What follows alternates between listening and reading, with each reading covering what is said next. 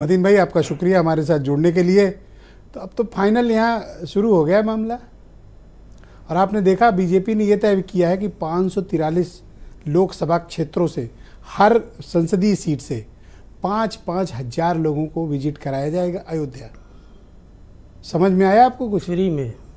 अब ये मुझे नहीं पता कैसे कराएंगे। खैर, आप फंडिंग कर देना। मैं ये कह रहा हूँ कि ब्रजेश भाई, देखिए, हर आदमी की अपनी आस्था होती है जी। हम मस्जिद जाएं, मंदिर जाएं, जो जहाँ जिसकी जैसी आस्था है जाना चाहिए, मगर एक तरफ देश है और दूसरी तरफ आस्था है। इस बात को हमें देखना चाहिए कि इस मुल्क में जिस तरह से एक विधान, एक संविधान, एक नेता, एक पार्टी की बात होती है, सब करते हैं, मगर एक शिक्षा की भी तो बात होना चाहिए। और ये आप कह रहे हो? क्यों नहीं कहेंगे? वही तो हम तो ये कह रहे हैं कि एक शिक्षा की बात होना चाहिए कि प्रधानमंत्री का भी बेटा वैसे ही पढ़े जिस तरह से एक दलित का बेटा भी पढ़े, एक कमज़ोर का भी बेटा उसी अंदाज में पढ़ना चाहिए, और एक सुसज्जित लोग हैं उनका भी बेटा पढ़ना। मगर शिक्षा के नाम पर तो आपने कलम और कापी पर भी जीएसटी लगा दिया। और आप किस फील्ड में चले गए सर? ये तो आपका मसला ही नहीं था। मूल अधिकार है। नहीं, बीच में नहीं, रनिंग अधिकार है। ये आप अभी समझ में आया? नहीं तो आप इतने साल से आप किसी और पिच पे खेल रहे थे, अब मूल मुद्दे आपको समझ में आ गए। नहीं, मैं कहता हूँ यही बदली हुई राजनीति है। नहीं, हम कह रहे ये सब कुछ राजनीति है।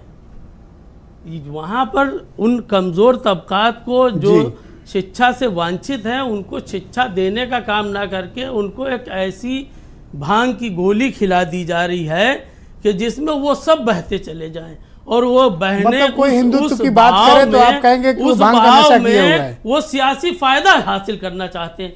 ये 2024 का इलेक्शन है, ये है। अब अपोजिशन अपने आप में कहीं स्टैंड नहीं कर पा रहा है, वो डिसाइड ही नहीं कर पा रहा है कि मैं करूं तो क्या करूं।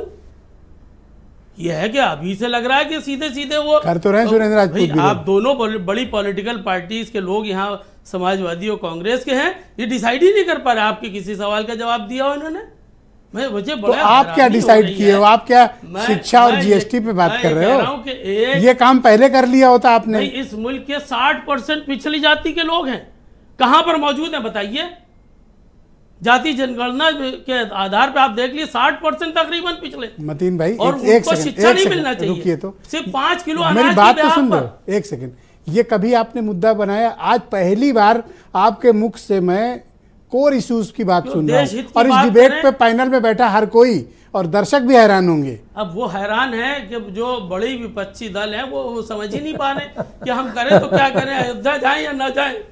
अरे भाई, तुम्हारा जो स्टैंड है, जो ट्रैक है, उस ट्रैक पे आकर के काम करना चाहिए। काहे के लिए डर रहे हो? क्या आपके मशवरे की जरूरत नहीं है कांग्रेस को? क्यों नहीं? कौन है आप जो आपका मशवरा? हमारे बड़ों को भी मशवरा देना चाहिए, छोटों को भी देना चाहिए।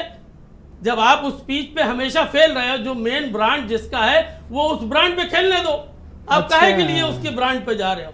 पॉलिटिकल इशू है ये, टोटल 100% पॉलिटिकल इशू। और ये दोनों कंफ्यूज हैं। इलेक्शन है और ये आपके दोस्त दोनों कंफ्यूज हैं। ये कंफ्यूज हैं, तो आप इनको रास्ता बताओ। मैं तो इन्हीं दोस्तों का भी मैं भी एक दोस्त हूँ, इसलिए मैं दोस्त समझ करके इनको सलाह मशवरा दे रहा हूँ कि आप अपनी पिच पे खेलो। आप दूसरे कौन सी आपकी वाली पिच पे? आपकी जो अपना पिच नहीं, आप वाली पिच पे खेलेंगे। आपका जो अपना जो आप छोड़ के आजकल महंगाई की बात, कमजोर दलित असहाय लोग हैं, सोशल जस्टिस है, जिनके ऊपर पेशाब किया जा रहा है, उन पेशाब करने वाले लोग हैं, आप भी उन्हीं के साथ में खड़े हो जाओगे। जिसमें पेशाब किया जा रहा है उसकी लड़ाई नहीं लड़ोगे। जब एडवर्सिटी हो जाए, जब लोग मर जाए, जब आप उसके लिए राजनीति करोगे। हर बेमूला जब आएगा जब ही राजनीति होगी। मतलब आप ये देखिए। अच्छा, मुद्दे पर लौटते हैं। एक विषय का और जवाब चाहिए। मस्जिद अब तक अयोध्या में मुझे दिख नहीं रही बनती हुए, कारण क्या है भाई? वो आर्डर तो साथ हुआ था। देखिए, मस्जिद को बाकायदा बाबरी मस्जिद को तोड़ करके जिस भी तरीके से आज मंदिर का निर्माण किया जा रहा है, वो जो मस्जिद बन रही थी वो कहाँ है? नहीं, वो मैं उसका कभी पक्षकार ही नहीं रहा हूँ। वो जाने बन क्यों नहीं रही है? नहीं, वो तो संघ के लोग बनाएंगे, जब बनेगी वो संघ वाले जाने, भाई मुझे क्या मालूम। क्यों, उसकी कमेटी क्या संघ की है? और क्या, वो संघ के लोग हैं सब।